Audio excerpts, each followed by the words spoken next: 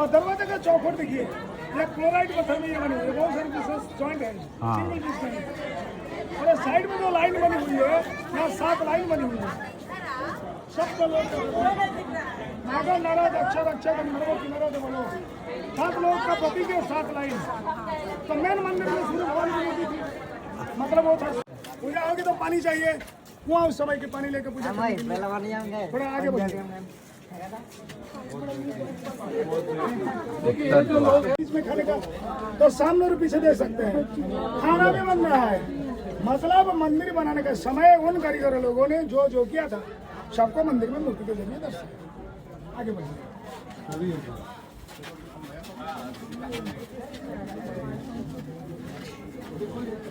Erotica काफी है भाई, एरोटिका काफी है।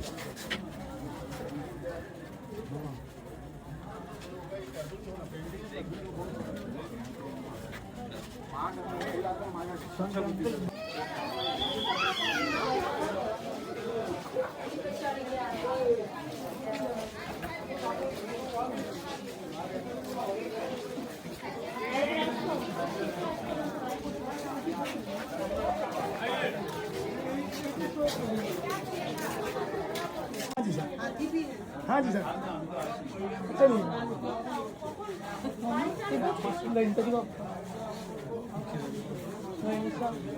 उल्टी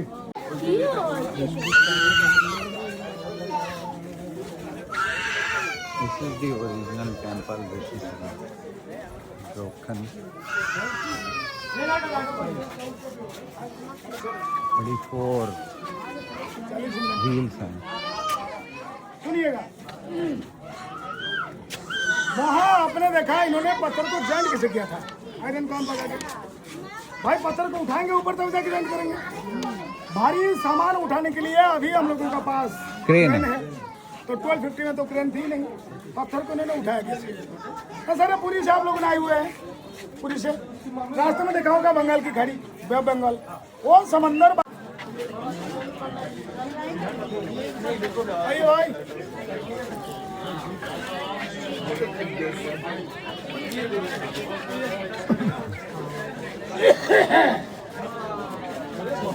पीछे से जाना दीजिए दूसरों को।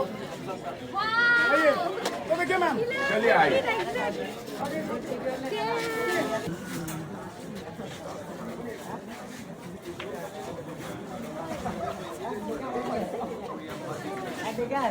सुनिए,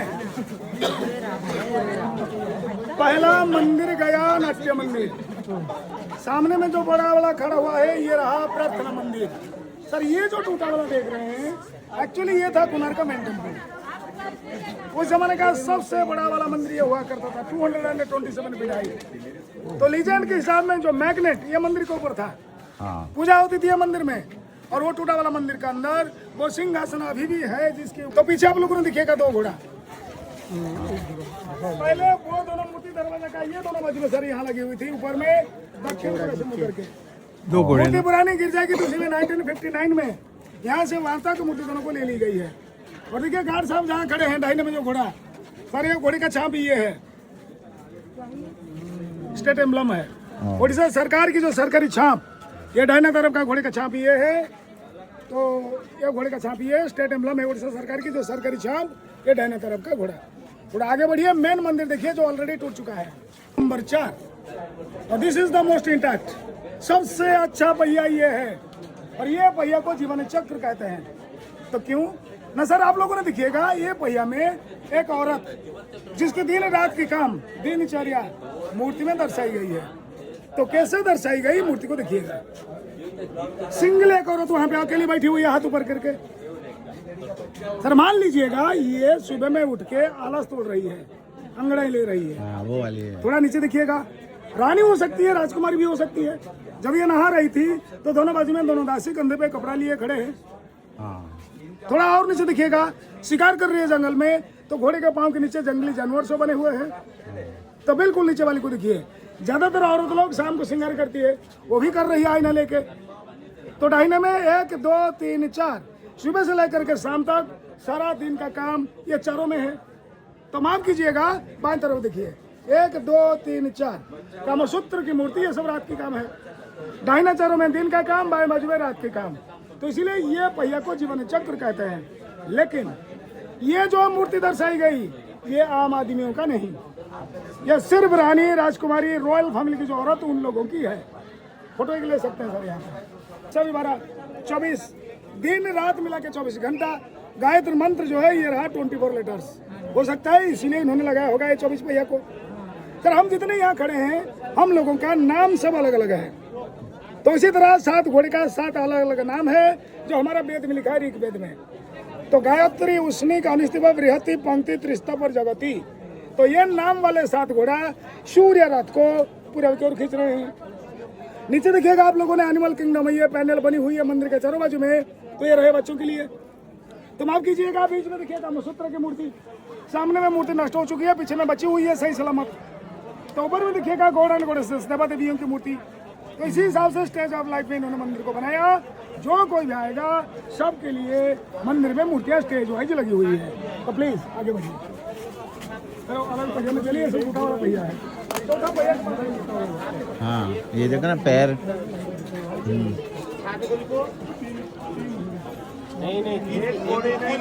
मंदिर टोटल हाइट था 90 फीट, टूट चुका है, छत खुला। लेकिन ये मंदिर का की विशेषता ये है, नजर कीजिए वहाँ 3 गेट बना हुआ है, 3 गेट है इसके ऊपर। तो बीच में जिसमें एक सीढ़ी है और दोनों बाजू में 2 है, गेट 3। मंदिर 1, दरवाजा 3। तो एक ही मंदिरों में तीनों दरवाजा का जरूरत क्या था, इन्होंने बनाया क्यों? नहीं, ये रहा सूर्य मंदिर। मेन टेम्पल ये मंदिर का पीछे में था। वो मंदिर के अंदर सिंहासन के ऊपर सिंह लिया की मूर्ति थी, पूरब की ओर से मुंह करके। सुबह में जब सूर्योदय होगा, उदय सूर्य की जो पहली किरण जाके मूर्ति के चेहरे पे गिरेगी, तो इसलिए ये गेट है। मतलब उदय सूर्य की पहली किरण जाने के लिए तीनों गेट को उन्होंने बनाया। भाई अगर हम गेट 3 बनाया तो रोशनी जाएगी कैसे? कैलकुलेशन तो कुछ होना चाहिए। सर कैलकुलेशन ये है, हम सबको पता है सूर्य का 2 गति है, उत्तरायण और दक्षिणायन। उत्तरायण मीन्स नॉर्थ ईस्ट कॉर्नर, ईशान कोण। ये रहा नॉर्थ, ये रहा ईस्ट, इसका कोण ये वाला है। जब उत्तरायण में सूर्य उदय होगा 6 महीना, तो पहली किरण वो बाजू में आएगी। उसके बाद रहा दक्षिणायन, दक्षिण और पूर्व कोण। दक्षिण और पूर्व इसका कोण ये वाला गेट है। दक्षिणायन में यानी कि अग्निकोण में ये बाजू में आएगी, जब सूर्य उदय होगा रोशनी आएगी। 6 महीना 6 महीना, 1 साल हो गया। तो बीच में काला गेट क्यों है? आप लोगों को ये भी पता होगा कि साल में 2 दिन इक्विनॉक्स, मार्च 21, सितंबर 23, ये 2 दिन में हर जगह में दिन और रात बराबर होता है। तो इसलिए बीच वाला गेट है। मतलब वो रहा पूरा, जब वहाँ सूर्योदय होगा अगर आसमान क्लियर, तो पहली किरण पूर्व से आएगी। उसके बाद ये मंदिर का अंदर होते हुए पीछे वाला मंदिर के अंदर जाके गिरेगी मूर्ति के चेहरे पे। तो इसीलिए ये तीनों में से कहीं से भी खड़े होकर के देखने से ये गेट बिल्कुल सीधा दिखता है। हालांकि ये सीधा नहीं है सर, यहाँ गेट 1, यहाँ गेट 3, 1 से 3 तो सीधा नहीं होगा सर, बीच वाला ही सीधा है, बीच में जो है, और दोनों बाजू में 2 है। ये थोड़ा सा एंगल है, तो एंगल कितनी ना 23.5। साइंटिस्ट ने प्रूव किया है, सूरज के चारों तरफ पृथ्वी जब घूमती है तो 23.5 डिग्री एंगल करके। तो उस जमाने के जो कारीगर लोग, उस जमाने के जो खगोल शास्त्री, शायद उन लोगों को पता ही होगा। तो इसीलिए इन्होंने ऐसे कैलकुलेशन पे ये गेट को बनाया, चाहे उत्तरायण में हो या दक्षिणायन में, मार्च 21 से सितंबर 23। अगर आसमान क्लियर तो पहली किरण जाके मूर्ति के चेहरे पे। बहुत बढ़िया। उसी हिसाब से इन्होंने बनाया। और अर्क जो है, सूर्य भगवान को संस्कृत में अर्क कहते हैं। तो दैट्स वाई कोनो प्लस अर्क कॉल्ड कोणार्क। तो पुरी में आप लोगों ने देखा होगा जगन्नाथ जी का मंदिर। सर वो मंदिर का नॉर्थ ईस्ट में, ईशान कोण में ये सूर्य मंदिर बना हुआ है। सर सामने जो मंदिर ये रहा कोणार्क का सूर्य मंदिर, और ये मंदिर से पुराना 2 और सूर्य मंदिर अभी भी हमारा भारत में है। तो भारत का जो ओल्डेस्ट सन टेम्पल, वो मंदिर का नाम रहा मार्तंड सूर्य मंदिर, अनंतनाग डिस्ट्रिक्ट में, जम्मू कश्मीर में। वो बना हुआ था 8वीं सदी में। राजा ललितादित्य ने वो मंदिर को बनाए थे, और वो थे करकोटा डायनेस्ट का राजा।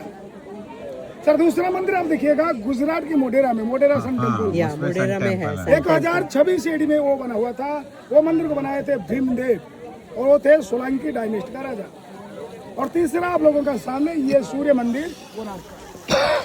सर ये जो सूर्य मंदिर ये रहा कलिंग स्टाइल का टेम्पल। यानी कि शिल्प शास्त्र के हिसाब में हमारा भारत में अलग अलग प्रांतों में तीनों प्रकार का मंदिर है। नागरा स्टाइल, देसरा स्टाइल और द्रविडियन स्टाइल। सर नागरा स्टाइल मंदिर मिलता है उत्तर भारत में, हाल ही में बना है राम मंदिर। सर वो मंदिर का सब क्लास ये कलिंगा स्टाइल है। कलिंगा जो है उड़ीसा का पुराना नाम है। कलिंगा में जितने मंदिर है सब कलिंगा स्टाइल का मंदिर है।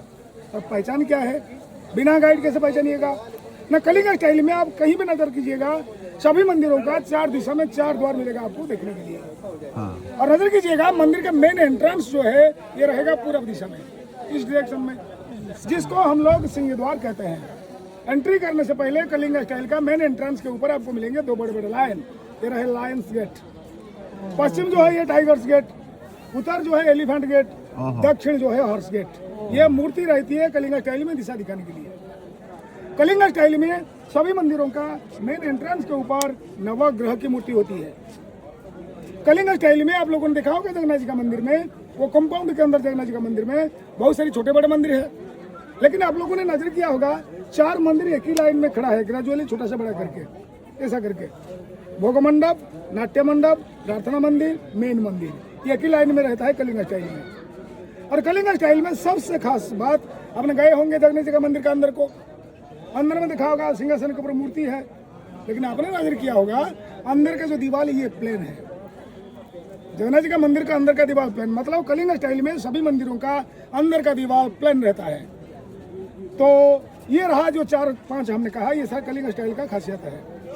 सर ये जो सूर्य मंदिर बना हुआ है 2 प्रकार के पत्थर में, खंडोलाइट एंड क्लोराइट। खंडोलाइट जो है अदरवाइज नोन एज सैंडस्टोन, और ये पत्थर का कैटेगरी, इसमें 32% आयरन है नेचुरल मिक्स। सर बंगाल की खाड़ी यहाँ से ओनली 2 किलोमीटर।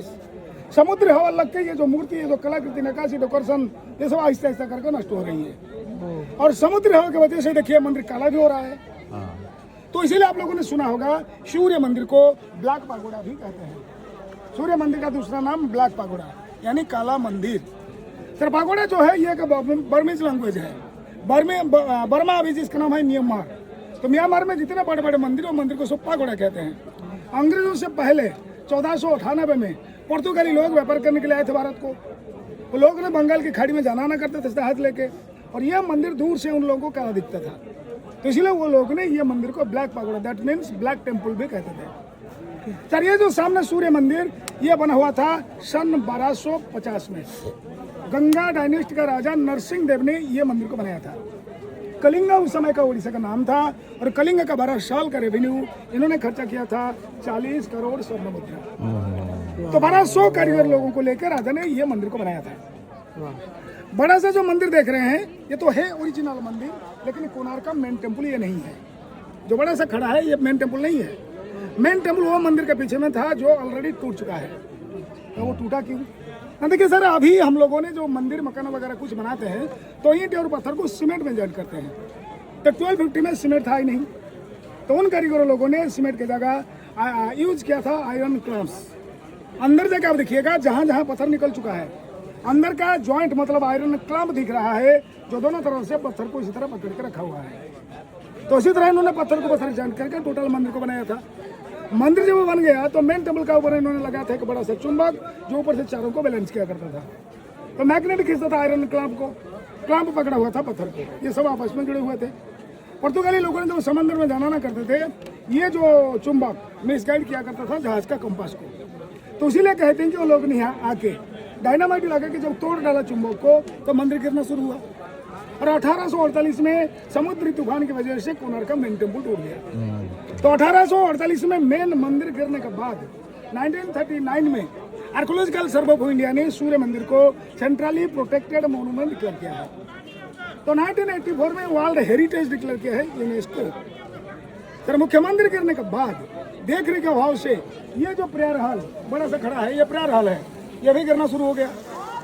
तो यह मंदिर को बचाने के लिए 1903 में जे वडीलन जो थे lieutenant governor of Bengal Lord Curzon के समय में, तो इन्होंने ये मंदिर का चारों गेट को बंद करके ऊपर का कलश को हटा के रेती और पत्थर अंदर को डाल दिया है ताकि गिर ना जाए। अंदर बिल्कुल सॉलिड हो गया, सपोर्ट मिल गया अंदर से, तो इसलिए ये बच गया, नहीं तो ये भी कब से गिर चुका होता। सर आदमी के जीवन में 3 स्टेज है, पहले बचपन, जवानी और बुढ़ापा। मतलब सूर्य मंदिर को देखने के लिए बच्चा, जवान, बूढ़ा सबको आता है। सभी के लिए तो सर कुछ ना कुछ होना चाहिए। तो आप अंदर जाके देखिएगा, नीचे बनी हुई है एनिमल किंगडम, एक मूर्तियों की एक पैनल बनी हुई है, बंदर, जानवर, हाथी, घोड़ा, एक पैनल चारों बाजू में मंदिर का, ये बच्चों के लिए। वो मंदिर में भी है, जगन्नाथ मंदिर में भी वैसे ही है। हाँ। तो बीच में देखिएगा कामसूत्र की मूर्ति यंग पर्सन के लिए, तो ऊपर में देखिएगा God and goddesses old age के लिए, मतलब उम्र के हिसाब में। थोड़ा साइड दे दीजिए भाई। उम्र के हिसाब में स्टेज वाइज इन्होंने मंदिर में मूर्ति को दर्शाया, चाहे बच्चा, जवान, बूढ़ा, जो कोई जाएगा सबके लिए मंदिर में स्टेज वाइज मूर्तियां लगी हुई है। सर ये जो सूर्य मंदिर ये रहा एक रथ सूर्य भगवान का, 24 पहिया और 7 घोड़े भी लगे हुए हैं। सर कोणार्क में जो सूर्य मंदिर यहाँ 24 पहिया लगा हुआ है, लेकिन हकीकत ये है कि सर हमारे किताब में लिखा है, वेद में, ऋग वेद में, और बड़े बुजुर्ग लोग ने कहते हैं सूर्य रथ में सिर्फ एक ही पहिया है, जो रथ आसमान में आना जाना करते हैं। तो वेद में लिखा है एक चक्र रथजस्य, मतलब जिसका एक पहिया है, एक चक्र रथजस्य दिव्य कनक भूषितम आकाशे भ्रमंत नित्य पद्म हस्ते दिवाकर, जिसका मतलब आसमान में हाथ में कमल फूल लेके जिस रथ के ऊपर सूर्य भगवान आसमान में घूमते हैं, वो रथ में पहिया सिर्फ एक है। लेकिन यहाँ इतना बड़ा मंदिर को एक ही पहिया में बनाना संभव नहीं है, तो इसीलिए उन कारीगर लोगों ने सूर्य रोशनी को कैलकुलेशन करके ये 24 पहिया को बनाया था। इन्होंने क्या कैलकुलेशन किया था, नजदीक जाके प्रैक्टिकली दिखाएंगे और बताएंगे। तो बात है कि यह है, यहाँ एक्स्ट्रा एक मंदिर आप लोगों के लिए देखने के लिए मिलेगा, वो रहा सूर्य देव का पत्नी छाया देवी की मंदिर। सूर्य देव का 2 पत्नी है, छाया और संध्या। छाया से पैदा हुआ था ग्रहराज शनि, संध्या से जमराज और जमुना। क्योंकि जो मूर्ति थी अंदर में ऑलरेडी टूट चुकी है, कलिंग स्टाइल होने की वजह से इसका अंदर का दीवार भी प्लेन है, मतलब अंदर में मूर्ति नहीं, दीवार प्लेन। और ये रहा शॉर्टकट में थोड़ा बहुत मंदिर का बैकग्राउंड। मंदिर के चारों बाजू में लाखों की तादाद में मूर्तियां लगी हुई है। समय के अंदर जितना से संभव हम आप लोगों को दिखाएंगे और थोड़ा जानकारी देंगे। प्लीज आगे बढ़िए। आपका शुभ नाम फिर से? मिहिर दास। मिहिर दास।